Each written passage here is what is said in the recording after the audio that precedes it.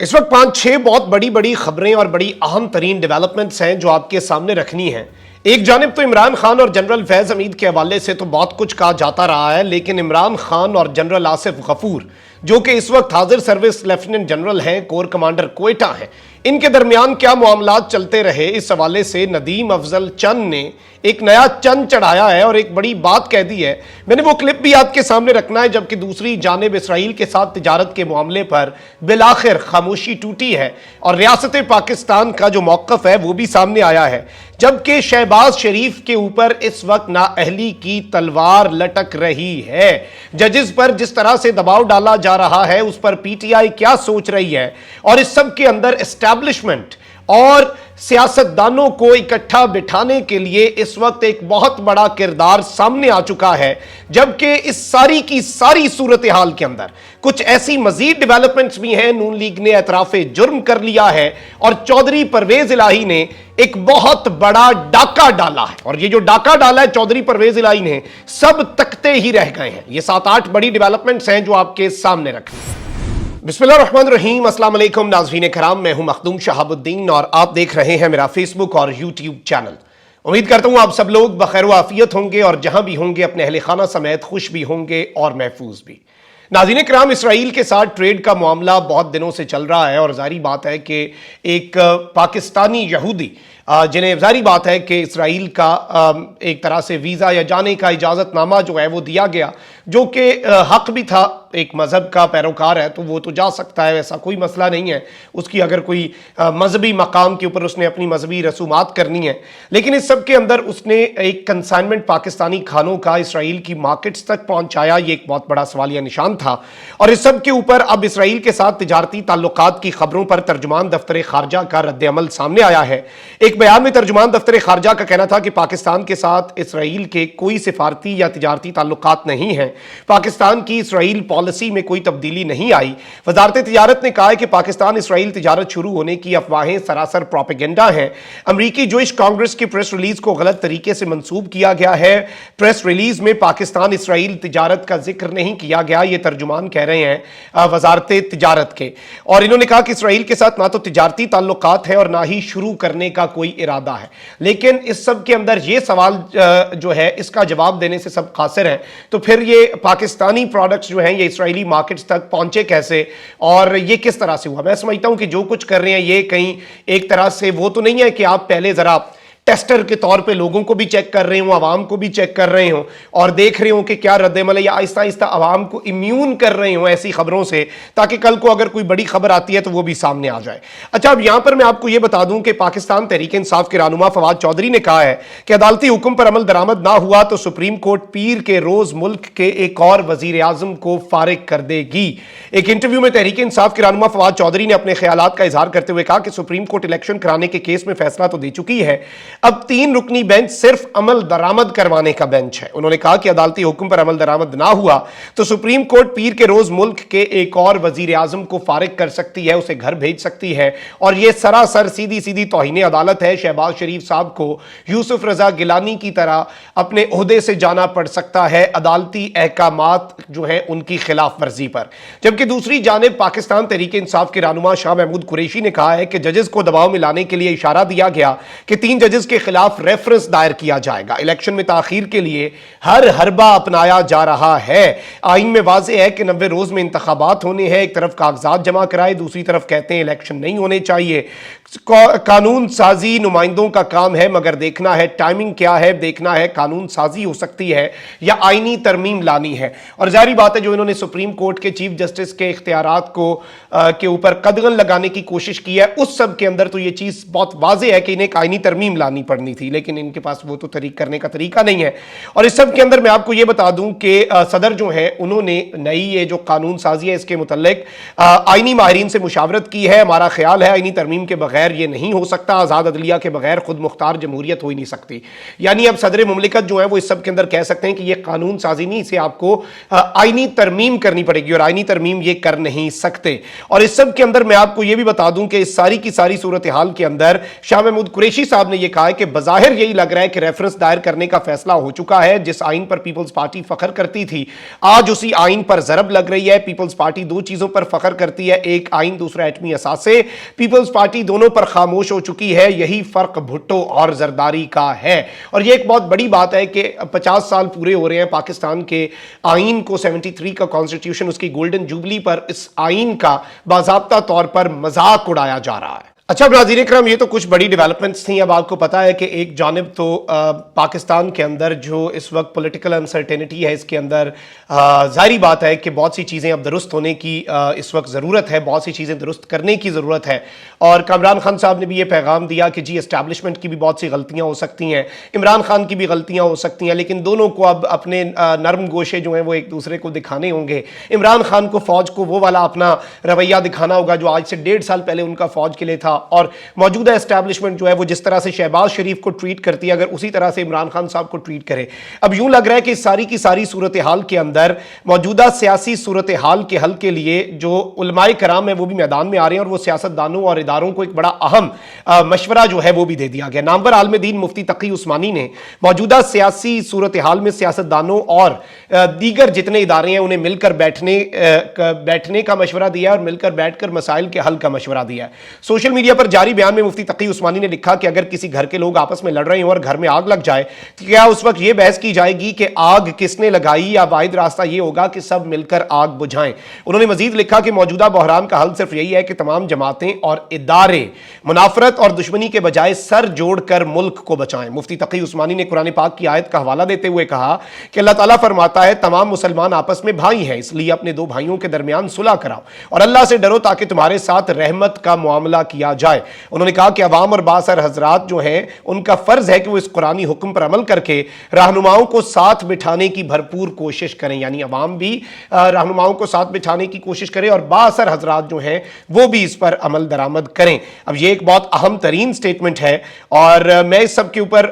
ان کی مزید سٹیٹمنٹ بتا دوں کہ شیخ الحدیث نے سوشل میڈیا پر لکھا کہ فوج اور عدلیہ کو یقیناً سیاست کے اندر دخل نہیں دینا چاہیے, لیکن ایسے سنگین حالات میں جماعتوں کو ساتھ بٹھا کر غیر جانبداری سے خالص ملک کے مفاد اور قومی سلامتی کے مسائل کا حل نکالنا فوج اور عدلیہ کا بھی فرض ہے. اللہ تعالیٰ اس کی توفیق پاکستان کی فوج اور پاکستان کی عدلیہ کو دے. اب آپ یہاں سے یہ سمجھ سکتے ہیں, یہ انڈرسٹینڈنگ آپ کو مل جائے گی اس چیز سے کہ معاملات جو ہیں وہ اس وقت افہام و تفہیم سے حل کرنے کے لیے بہت سے اسٹیک ہولڈرز جو ہیں وہ میدان میں آ چکے ہیں, اور چیزوں کو بڑی نیک نیتی کے ساتھ بہت سے ایسے لوگ, اس سے پہلے بھی ویسے یہ کوششیں ہوئی ہیں لیکن اس مرتبہ بہت زیادہ طاقت کے ساتھ, کیونکہ اب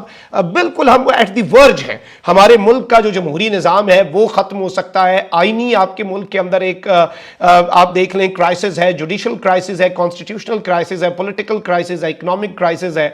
ملٹری اسٹیبلشمنٹ جو ہے اس کے پولیٹیشینز کے ساتھ جو کردار ہے, اور پبلک جو آپ کہہ لیں کہ ڈسکشن کے اندر جو ان کے لیے معاملات چل رہے ہیں وہ بھی اس سے پہلے پاکستان کی 75 سالہ تاریخ میں کم از کم کسی نے نہیں دیکھے, اور اس سب کے اندر اب میدان میں سب آ چکے ہیں اور کھل کر آ چکے ہیں. اچھا وہیں دوسری جانب اس سارے معاملے کے اندر ایک چیز بڑی واضح طور پہ سامنے آ رہی ہے, اور حماد اظہر صاحب نے یہ بات بڑی کلیئرٹی سے ایک مرتبہ پھر کہی ہے کہ جسٹس قاضی فائز عیسیٰ جو ہیں ان کے خلاف جو ایک ریفرنس تھا, وہ ریفرنس جس طرح سے دائر کیا گیا وہ اس وقت جو ایم کی طرف سے وزیر قانون تھے فروغ نسیم, ان کی ضد تھی, اور وہ یہ کہتے تھے کہ بہت اہم جگہ سے یہ پیغام آیا, یہ سب کرنا ہے, اور یہ کسی اور کے کہنے پر کیا گیا. لیکن میں سمجھتا ہوں جس طرح خان صاحب نے وکلا سے ایک ملاقات کے اندر کہا کہ یہ ہماری غلطی تھی, اور اگر کسی کی ضد بھی تھی تو بھائی آپ کے کندھے پہ رکھ کے تو چلی نا بندوق, اس نے آپ کو کہا تو آپ نے یہ کیوں کیا, آپ کو یہ نہیں کرنا چاہیے تھا ان دی فرسٹ پلیس. جو چیز غلط ہے وہ غلط ہے. اب ظاہری بات ہے یہ چیز اچھی ہے کہ چلے اعتراف ہو رہا ہے, اور وہ جو ریفرنس شہباز شریف صاحب نے واپس لینے کا کہا, صدر مملکت نے بھی دیر نہیں لگائی, صدر مملکت نے بھی جسٹس قاضی فائز عیسیٰ کے خلاف وہ ریفرنس واپس نکالے کہ پاکستان تحریک انصاف جو ہے اس وقت آپ یہ بات کر سکتے ہیں کہ وہ باضابطہ طور پر اگر کوئی ماضی کے اندر ان سے غلطیاں بھی ہوئی ہیں تو وہ انہیں درست کریے. وہیں دوسری جانب نون لیگ کا آپ دیکھ لیں کہ نون لیگ جو ہے وہ اپنی غلطیوں کا مکمل طور پر اعتراف کر رہی ہے, اور اب یہ ان کے کرمانی صاحب ہیں وہ آئے ہیں جی سما ٹی وی کے پروگرام کے اندر, اور بڑے واضح انداز میں انہوں نے کچھ باتیں کی ہیں, اور انہوں نے کہا کہ ہم نے جلد الیکشن میں نہ جا کر فاش غلطی کی, اس سے بڑی غلطی ہم کر ہی نہیں سکتے تھے, یہ کوئی بہت بڑی, ہم نے اپنے اوپر ظلم کیا, اپنی سیاست کے اوپر ہم نے ظلم کر دیا, اور اب ان کے اپنے اندر سے آوازیں اٹھ رہی ہیں, ان کی اپنی غلطیاں جو ہیں ان کے اوپر اب کھل کر باتیں ہو رہی ہیں. اچھا اب ذرا میں آ جاتا ہوں ٹاپ 2 ڈیولپمنٹس جو میں نے آپ کے سامنے رکھنی تھی. ایک جانب تو ندیم افضل چند صاحب نے ایک نیا چنگ تو چڑھایا ہے آصف غفور صاحب کے حوالے سے, وہیں دوسری جانب چودھری پرویز الہی صاحب جو ہیں انہوں نے پہیا الٹا گھما دیا ہے. اور چودھری پرویز الہی دیکھیں, فواد چوہدری صاحب نے ان کے بارے میں ایک سٹیٹمنٹ دی تھی کہ ہانڈی میں ایک مسالہ ہوتا ہے نا, تو یہ وہ مسالہ ہے یہ, اور اس وقت اس پہ بڑی تنقید ہوئی, لیکن میں نے سمجھا یہ بڑا اچھا بیان تھا. ہر بندے کی ایک اسپیشلٹی ہوتی ہے. چودھری پرویز الہی کوئی وہ فیمس پالیٹکس نہیں کرتے, وہ پاور پالیٹکس کے اسپیشلسٹ ہیں. اور دیر از اے ریزن خان, دیکھیں کیپٹن یہی ہوتا ہے نا, وہ اپنی دیکھ کے بتاتا ہے کہ کہاں پہ تم نے کھڑے ہو کے کیا کام کرنا ہے, کس اوور میں بالنگ کرانی ہے, کس نے فیلڈنگ کرنی ہے, کس نے وکٹ کیپر بننا ہے. اور چودھری پرویز الہی صاحب کو خان صاحب نے کہا کہ دیکھو یہ اس وقت جوڈیشری کے ساتھ, پاکستان کی عدلیہ کے ساتھ, پاکستان کی سپریم کورٹ کے ساتھ جو کچھ ہو رہا ہے, اس میں آپ باقی سیاسی جماعتوں کے ساتھ کریں رابطے, اور رابطے ہوئے بھی ہیں. اب چودھری پرویز الہی صاحب نے کہا ہے کہ ایم کیو ایم پاکستان سمیت تمام پرانے اتحادیوں سے جو پاکستان تحریک انصاف کے فارمر الائز تھے گورنمنٹ کے اندر, ان تمام تر اتحادیوں سے ہمارے رابطے بحال ہو چکے ہیں. ایک بیان میں چودھری پرویز الہی کا کہنا تھا کہ ایم کیو ایم کو پی ڈی ایم سے اتحاد کا سیاسی طور پر بہت زیادہ نقصان ہوا. ایم کیو ایم میں یہ سوچ موجود ہے, یعنی ایم کیو ایم والے یہ سوچتے ہیں کہ پی ڈی ایم سے سیاسی اتحاد کا انہیں بہت زیادہ نقصان ہوا, پی ڈی ایم کے ساتھ مزید چلنے کا کوئی فائدہ نہیں, یہ سوچ ایم کیو ایم کے اندر پائی جاتی ہے. انہوں نے مزید کہا کہ بلوچستان حکومت اور جی ڈی اے میں بھی حکومت کی آئین اور ملک دشمن پالیسیوں پر سخت تحفظات پائے جاتے ہیں. عمران خان جلد تمام جماعتوں کا اجلاس بلا کر اگلا لایا عمل بتائیں گے, یعنی ان ساری جماعتوں کو رابطے ہم نے بحال کر لیے, ان ساری جماعتوں کو ایک اجلاس میں بلایا جائے گا اور آئندہ کا لایا عمل بتایا جائے گا. پی ڈی ایم غیر آئینی مطالبات پر مبنی اعلامیہ سپریم کورٹ کے امور میں کھلی مداخلت کے طور پر دیکھا جا رہا ہے. حکومت اعلامیہ میں سپریم کورٹ کے خلاف دھمکی آمیز اور توہین آمیز زبان استعمال کر چکی ہے. الیکشن رکوانے کے لیے حکومت کا یہ آخری حربہ بھی ہم ناکام کر دیں گے, یہ کہنا تھا Pakistan Tehreek Insaf P T I کے مرکزی صدر چودھری پرویز الہی کا. اور میں سمجھتا ہوں یہ پہیا الٹا گھمانے کے مترادف ہے یہ پوری کی پوری چیز. اب یہاں پر ناظرین کرام ایک چیز میں آپ کو یہ بتا دوں کہ آپ کو پتا ہے کہ عمران خان صاحب اور جنرل فیض حمید جو ہیں ان کے حوالے سے, ان کے تعلقات کے حوالے سے تو بہت سی باتیں اس سے پہلے بھی کی جاتی رہی ہیں, اور اس میں اب کوئی نئی چیز بھی نہیں ہے, کوئی ڈھکی چھپی چیز بھی نہیں ہے کہ الزام لگتے رہے. پہلے باجوہ, اور آپ دیکھیں کہ فیض پر الزام لگتا تھا, پھر باجوہ کو کلین چٹ دے دی کیونکہ باجوہ انکل بن گئے پی ڈی ایم کے, اور پھر اس کے بعد فیض حمید اکیلا وکٹمائز ہوتا تھا. میں یہ سمجھتا ہوں کہ آپ دیکھیں ریٹائرڈ پر بات کرنا ایک الگ چیز ہے, لیکن حاضر صرف جنرل آصف غفور بڑے فائنسٹ جنرل, اور انہوں نے جس طرح انفارمیشن وارفیئر کی پاکستان کے اندر, انہوں نے ایک آپ دیکھیں کہ آگاہی دی, اور جو 27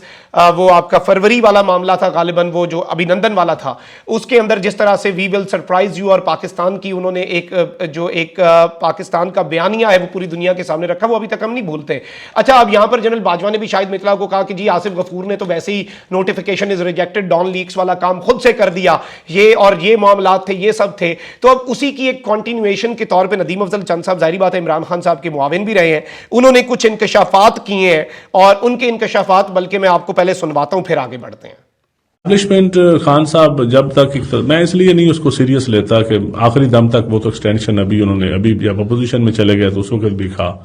کہ آپ ایکسٹینشن لے لیں, الیکشن آپ کروائیں.